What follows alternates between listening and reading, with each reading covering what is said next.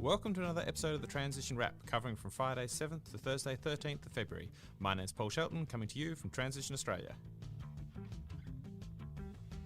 You know, it's hard to keep up with what's going on in this climate emergency, and some will even try to tell you there's not much going on. It's all no change, business as usual. But the reality is actually nothing like that. Passionate people and dedicated groups are getting on with making the transition to a low energy, low consumption and community focused future.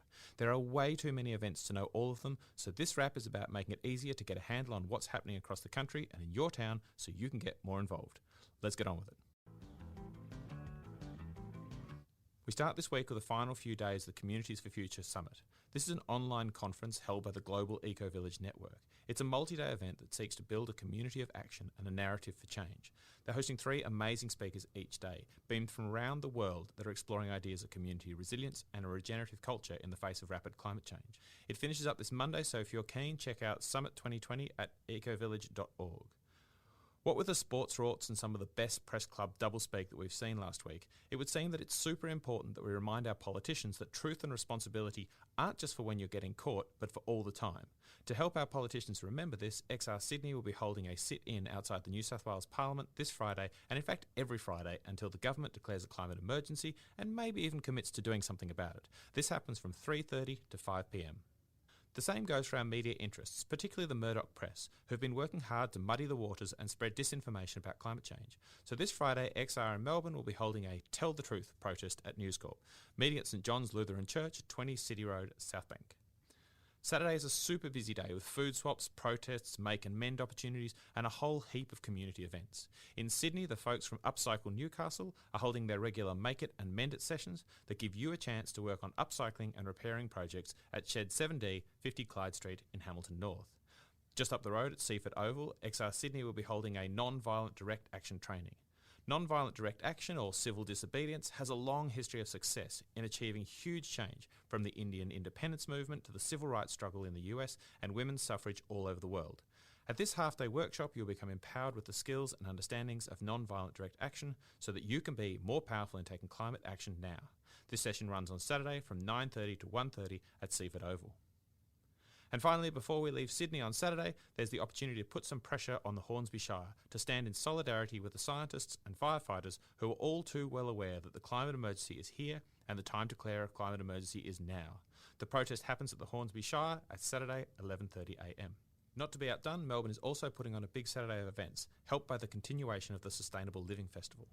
Our first event starts at 10 a.m. with XR holding 2 community civil disobedience trainings in Kensington and Fitzroy.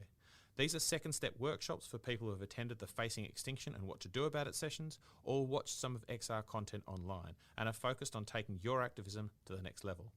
A little further north, the very reasonable hour of 11 a.m, in the inner northern suburb of Northcote, Transition Darebin will be holding their regular food swap on Separation Street. And if we continue our journey north to the Newlands Community House in Coburg North, the Neighbours United for Climate Action, or NUCCA, will be holding the launch of the 2020 Climate Action Series.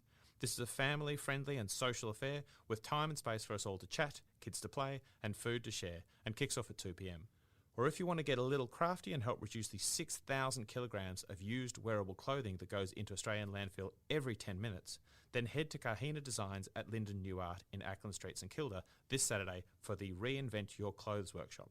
They'll be using fabric paint, embroidery, sequins and a host of other bits and pieces to recreate the clothes you have today into the fashion of tomorrow. If you're like me, you've probably wondered whether our growth-driven capitalist system can actually provide us with the change we need for the planet's survival. If so, you might like to check out the Options and Pathways for a Sustainable Economy session. This runs as part of the National Sustainable Living Festival and will examine competing visions and pathways for a sustainable economy, including the Green New Deal, green growth, steady state economics and degrowth. They will also be looking at what role the UN Sustainable Development Goals have to play. Hosted by the School of Political Economy, this will involve subject matter experts, but also loads of time for Q&A with the audience. It happens at the Kathleen Syme Library and Community Centre, Faraday Street, Carlton, from 2 p.m. to 3 p.m. For some people, Sunday is a day of rest, but not so for Transition Australia. We'll be holding our regular Conversation Cafe, which this month focuses on connecting and sharing. The idea is pretty straightforward. There are loads of activities, resources and ideas about things that work and things that don't work. We could all try and work them out individually, or we could harness the wisdom in the country and help each other out. This event is targeted at transition groups and like-minded sustainability groups, and this month we'll be focusing on the Transition Streets resource, a hyper-local street-based response to climate challenges. It doesn't matter where you are, since this is an online and free event and starts at 8 p.m. Eastern Standard Time. Check out transitionaustralia.net for login details. St Kilda Repair Cafe will likewise not be resting as they tinker, fix, mend, upcycle and repair whatever you bring in. This is a great way to reduce waste, but also to learn some new skills and make community connections. This event is from 2 p.m. at the Port Phillip Eco Centre in Blessington Street. After a busy weekend of climate activism, you might need a moment to just find some peace and balance. Meditate for Climate Mondays and Vibrate the Cosmos are here to help. They provide a peaceful and free weekly offering for all those seeking calm in the midst of the climate emergency, from 8 a.m. to 8:45 in Parliament Gardens in Melbourne. Maybe you're not looking for peace though. Maybe you want to get out and get active in protesting this climate emergency. It's great that every week we can point to a whole heap of events held by Extinction Rebellion, and this week is no exception. On Tuesday there's an introductory Heading for Extinction and What to Do About It session in the leafy suburb of Balwyn from 7 p.m. at the Balwyn Library. These sessions are also running at Coburg on Saturday the 8th and Dramana on Thursday the 13th at 7:30 p.m. Check out XR Vic for more information. Or if you're in Sydney, there's one for you too at Devonshire Street, Surrey Hills on Wednesday at 6:30 p.m. A lot of times in the environment movement we are unhappy about a situation, protesting something we don't want, or showing our anger at how challenges are going unresolved. One of the criticisms of this is that people suggest we don't have any of the answers, only demands that our current system change. Our two events in focus are stepping into that space, not only identifying problems but working to find solutions for them. Our first one is looking at reimagining our democracy. We all know our political system is broken, with vested interests and lobby groups holding far more sway than people. We also know our ecological system is in crisis with fires, floods and other disasters. These two challenges meet in a lack of vision and political will about how to make a safe future for ourselves and our children. Maybe we need something different. A political system that can take advantage of the opportunities that could bring humanity back from the brink. If the idea of reimagining our democracy is something that stirs your fire and you're in Victoria, then you really need to keep Thursday the 13th of February free for an event hosted by the Coalition of Everyone about deepening democracy for the climate emergency. This session features a panel discussion, but as with most of this group's event, don't expect to be sitting and listening. They will be engaging, involving and harnessing the wisdom on the stage and in the room to explore how we can build resilient and engaged communities, broaden climate action and implement local, just and tangible solutions to the climate and ecological crisis. This session is called Democracy is Not a Spectator Sport and runs from 7 to 9 p.m. at the Central Hall in Brunswick. Can we achieve climate justice at emergency speed? This is a really big question, but it could have some unexpected consequences. Like, in what ways does declaring and responding to the climate emergency contribute to climate justice or potentially undermine it?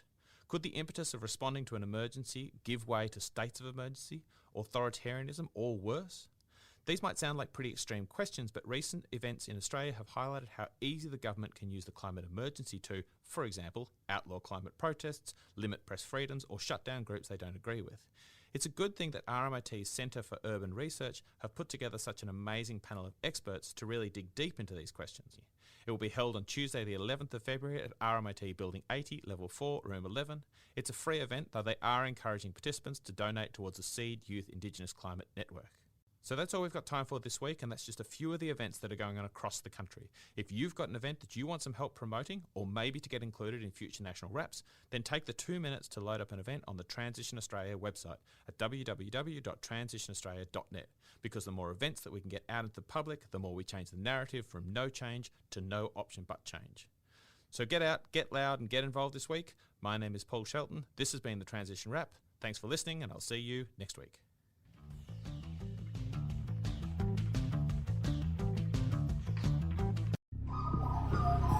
The Climactic Collective.